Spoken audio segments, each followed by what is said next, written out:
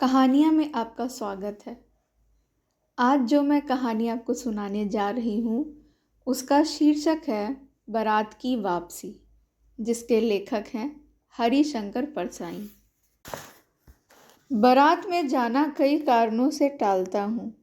मंगल कार्यों में हम जैसे चढ़ी उम्र के कुंवारों का जाना अपशकुन है।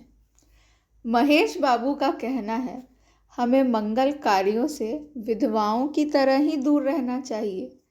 किसी का अमंगल अपने कारण क्यों हो? उन्हें पछतावा है कि 3 साल पहले जिनकी शादी में वह गए थे, उनकी तलाक की स्थिति पैदा हो गई है। उनकी यह शोध है कि महाभारत युद्ध न होता अगर भीष्म की शादी हो गई होती, और अगर कृष्ण मेनन की शादी हो गई होती तो चीन हमला न करता। सारे युद्ध प्रौढ़ कुंवारों के अहम की तुष्टि के लिए होते हैं।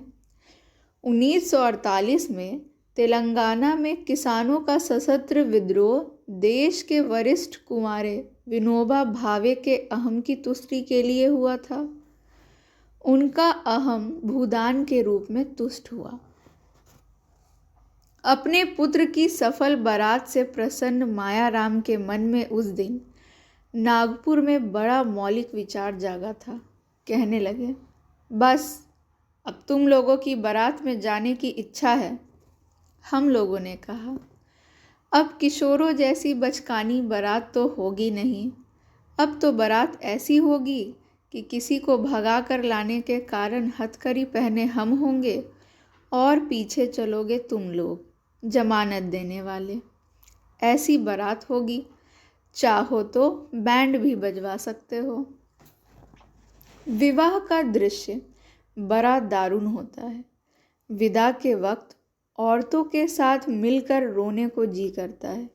लड़की के बिछुड़ने के कारण नहीं, उसके बाप की हालत देखकर लगता है इस कौम की आधी ताकत लड़कियों की शादी करने में जा रही है। पाँव ताकत छिपाने में जा रही है, शराब पीकर छिपाने में, प्रेम करके छिपाने में, घूस लेकर छिपाने में। बची हुई पाव ताकत से देश का निर्माण हो रहा है। तो जितना हो रहा है बहुत हो रहा है, आखिर 1/4 ताकत से कितना होगा? यह बात मैंने उस दिन एक विश्वविद्यालय के छात्र संघ के वार्षिकोत्सव में कही थी। कहा था, तुम लोग क्रांतिकारी तरुण तरुणियाँ बनते हो, तुम इस देश की आधी ताकत को बचा सकते हो। ऐसा करो, जितनी लड़कियां विश्वविद्यालय में हैं उनसे विवाह कर डालो। अपने बाप को मत बताना, वह दहेज मांगने लगेगा। इसके बाद जितने लड़के बचे वे एक दूसरे की बहन से शादी कर लें। ऐसा बुनियादी क्रांतिकारी काम कर डालो, और फिर जिस सिगरी को ज़मीन पर रखकर तुम्हारी माँ रोटी बनाती है उसे टेबल पर रख दो, जिससे तुम्हारी पत्नी सीधी खड़ी होकर रोटी बना सके। 20-22 सालों में सिगरी ऊपर नहीं रखी जा सकी और न झाड़ू में 4 फुट का डंडा बांधा जा सका। अब तक तुम लोगों ने क्या खाक क्रांति की है? छात्र थोड़ा चौंके, कुछ ही करते भी पाए गए, मगर हुआ कुछ नहीं। एक तरुण के साथ सालों मेहनत करके उसके ख्यालात मैंने संवारे थे। वह शादी के मंडप में बैठा तो ससुर से बच्चे की तरह मचलकर बोला, बाबूजी, हम तो वेस्पा लेंगे, वेस्पा के बिना कौर नहीं उठाएंगे। लड़की के बाप का चेहरा फक। जी हुआ, जूता उतारकर 5 इस लड़के को मारूं और फिर 25 खुद अपने को। समस्या यूँ सुलझी कि लड़की के बाप ने साल भर में वेस्पा देने का वादा किया। नेग के लिए बाजार से वेस्पा का खिलौना मंगाकर थाली में रखा, फिर 1.25 रुपया रखा और दामाद को भेंट किया। 1.25 रुपया तो मरते वक्त गोदान के निमित्त दिया जाता है ना। हाँ, मेरे उस तरुण दोस्त की प्रगतिशीलता का गोदान हो रहा था। बारात की यात्रा से मैं बहुत घबराता हूँ, खासकर लौटते वक्त। जब बाराती बेकार बोझ हो जाता है। अगर जी भरकर दहेज न मिले तो वर का बाप बारातियों को दुश्मन समझता है। मैं सावधानी बरतता हूँ कि बारात की विदा के पहले ही कुछ बहाना करके किराया लेकर लौट पड़ता हूँ। एक बारात से वापसी मुझे याद है। हम 5 मित्रों ने तय किया कि शाम 4 बजे की बस से चलें। पन्ना से इस कंपनी की बस सतना के लिए घंटे भर बाद मिलती है, जो जबलपुर की ट्रेन मिला देती है। सुबह घर पहुंच जाएंगे। हम में से 2 को सुबह काम पर हाजिर होना था, इसलिए वापसी का यही रास्ता अपनाना ज़रूरी था। लोगों ने सलाह दी कि समझदार आदमी इस शाम वाली बस से सफ़र नहीं करते। क्या रास्ते में डाकू मिलते हैं? नहीं, बस डाकिन है। बस को देखा तो श्रद्धा उमर पड़ी। खूब वयोवृद्ध थी, सदियों के अनुभव के निशान लिए हुए थी। लोग इसलिए इसमें सफ़र नहीं करना चाहते कि वृद्धावस्था में इसे कष्ट होगा। यह बस पूजा के योग्य थी, उस पर सवार कैसे हुआ जा सकता है? बस कंपनी के एक हिस्सेदार भी उसी बस से जा रहे थे। हमने उनसे पूछा, यह बस चलती भी है? वह बोले, चलती क्यों नहीं है जी, अभी चलेगी। हमने कहा, वही तो हम देखना चाहते हैं। अपने आप चलती है यह? हाँ जी। और कैसे चलेगी? गजब हो गया, ऐसी बस अपने आप चलती है। हम आगा पीछा करने लगे, पर डॉक्टर मित्र ने कहा, डरो मत, चलो। बस अनुभवी है, नए नवेली बसों से ज़्यादा विश्वसनीय है। हमें बेटों की तरह प्यार से गोदी में लेकर चलेगी। हम बैठ गए। जो छोड़ने आए थे वे इस तरह से देख रहे थे जैसे अंतिम विदा दे रहे हैं। उनकी आंखें कह रही थी, आना जाना तो लगा ही रहता है, आया है सो जाएगा, राजा रंग फकीर। आदमी को कूच करने के लिए एक निमित्त चाहिए। इंजन सचमुच स्टार्ट हो गया।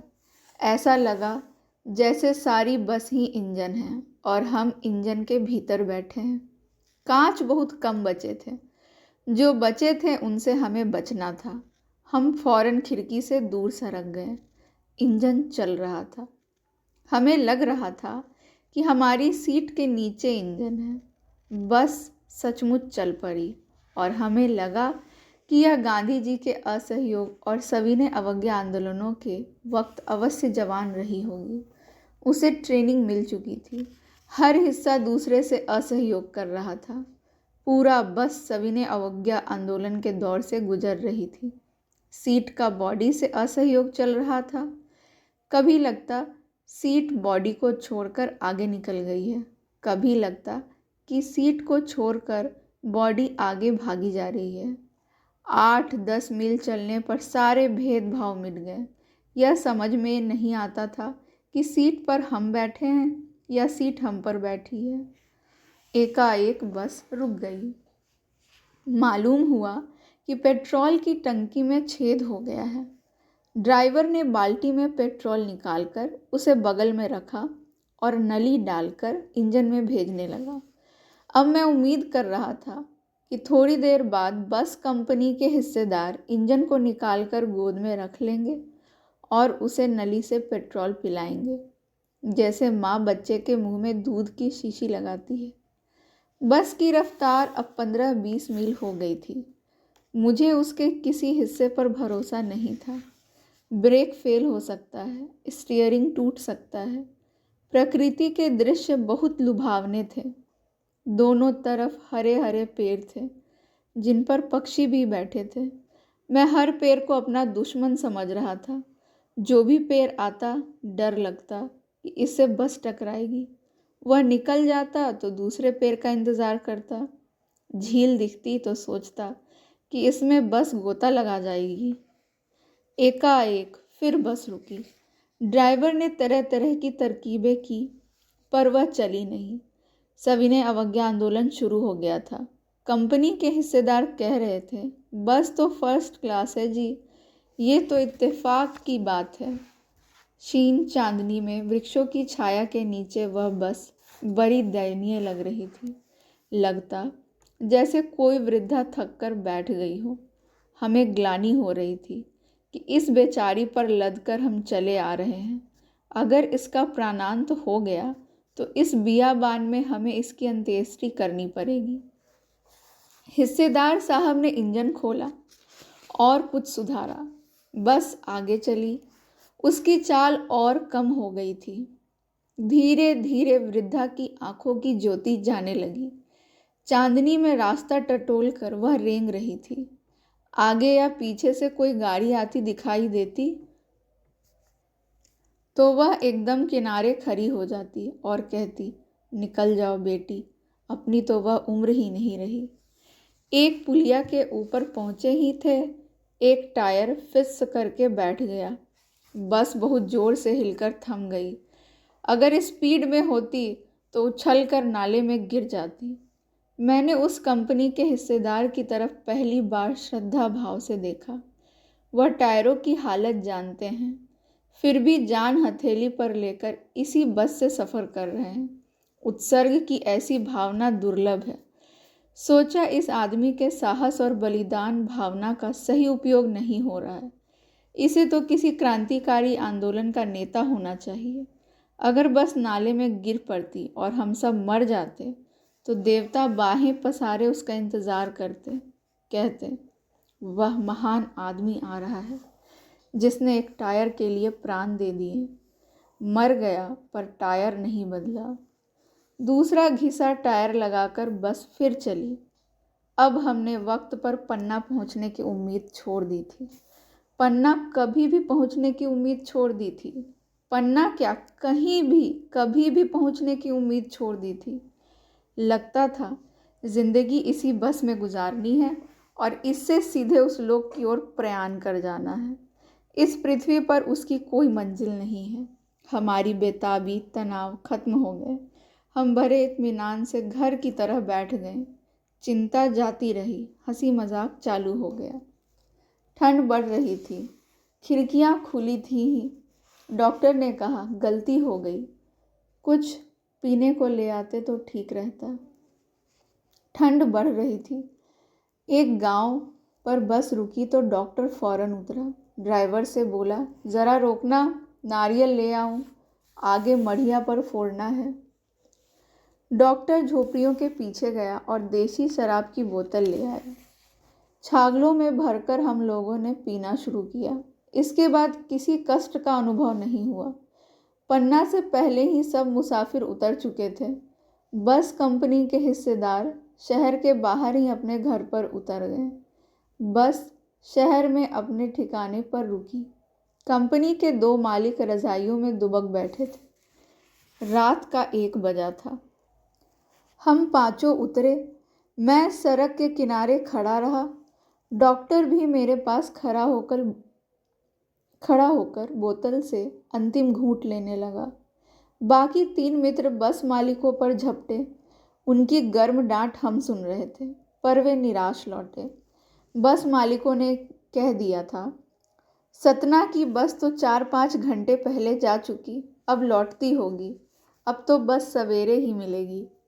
आसपास देखा, सारी दुकानें होटलें बंद। ठंड कड़ाके की, भूख भी खूब लग रही थी। तभी डॉक्टर बस मालिकों के पास गया। 5-1 मिनट में उनके साथ लौटा तो बदला हुआ था। बड़े अदब से मुझसे कहने लगा, सर नाराज़ मत होइए, सरदार जी कुछ इंतज़ाम करेंगे। सर उन्हें अफसोस है कि आपको तकलीफ़ हुई। अभी डॉक्टर बेतकल्लुफ़ी से बातें कर रहा था और अब मुझे सर कह रहा है। बात क्या है? कहीं ठर्रा ज़्यादा तो असर नहीं कर गया? मैंने कहा, यह तुमने क्या सर लगा रखी है? उसने फिर वैसे ही झुककर कहा, सर नाराज़ मत होइए, सर कुछ इंतज़ाम हुआ जाता है। मुझे तब भी कुछ समझ में नहीं आया। डॉक्टर भी परेशान था कि मैं समझ क्यों नहीं रहा हूँ। वह मुझे अलग ले गया और समझाया, मैंने इन लोगों से कहा है कि तुम संसद सदस्य हो, इधर जांच करने आए हो। मैं एक क्लर्क हूँ, जिसे साहब ने एमपी को सतना पहुंचाने के लिए भेजा है। मैंने इनसे कहा कि सरदार जी, मुझ गरीब की तो गर्दन कटेगी ही, आपकी भी लेवाई देवाई हो जाएगी। वह स्पेशल बस से सतना भेजने का इंतज़ाम कर देगा। ज़रा थोड़ा एमपी पन तो दिखाओ, उल्लू की तरह क्यों पेश आ रहे हो। मैं समझ गया कि मेरी काली शेरवानी काम आ गई। यह काली शेरवानी और ये बाल मुझे कई रूप देते हैं। नेता भी दिखता हूँ, शायर भी, और अगर बाल सूखे बिखरे हों तो जुम्मन सहनाई वाले का भी धोखा हो जाता है। मैंने मिथ्याचार का आत्मबल बटोरा और लौटा तो ठीक संसद सदस्य की तरह आते ही सरदार जी से रौब से पूछा, सरदार जी, आरटीओ से कब तक इस बस को चलाने का सौदा हो गया है। सरदार जी घबरा उठे। डॉक्टर खुश कि मैंने फर्स्ट क्लास रोल किया है। रौबदार संसद सदस्य का एक वाक्य काफ़ी है, यह सोचकर मैं दूर खड़े होकर सिगरेट पीने लगा। सरदार जी ने वहीं मेरे लिए कुर्सी बुलवा दी। वह डरे हुए थे और डरा हुआ मैं भी था। मेरा डर यह था कि कहीं पूछताछ होने लगी कि मैं कौन संसद सदस्य हूँ तो क्या कहूँगा। याद आया कि अपने मित्र महेश दत्त मिश्र का नाम धारण कर लूँगा। गांधीवादी होने के नाते वह थोड़ा झूठ बोलकर मुझे बचा ही लेंगे। अब मेरा आत्मविश्वास बहुत बढ़ गया। झूठ अगर जम जाए तो सत्य से ज़्यादा अभय देता है। मैं वहीं बैठे बैठे डॉक्टर से चीख कर बोला, बाबू, यहाँ क्या क़यामत तक बैठे रहना पड़ेगा? इधर कहीं फ़ोन हो तो ज़रा कलेक्टर को इत्तला कर दो, वह गाड़ी का इंतज़ाम कर देंगे। डॉक्टर वहीं से बोला, सर बस 1 minute, just a minute sir. थोड़ी देर बाद सरदार जी ने एक नई बस निकलवाई, मुझे आदर बैठाया, बस चल पड़ी। मुझे एमपीपन काफ़ी भारी पड़ रहा था। मैं दोस्तों के बीच अजनबी की तरह अकड़ा बैठा था। डॉक्टर बार बार सर कहता रहा और बस का मालिक हुजूर। सतना में जब रेलवे के मुसाफिर खाने में पहुँचे तब डॉक्टर ने कहा, अब 3 घंटे लगातार तुम मुझे सर कहो, मेरी बहुत तौहीन हो चुकी है।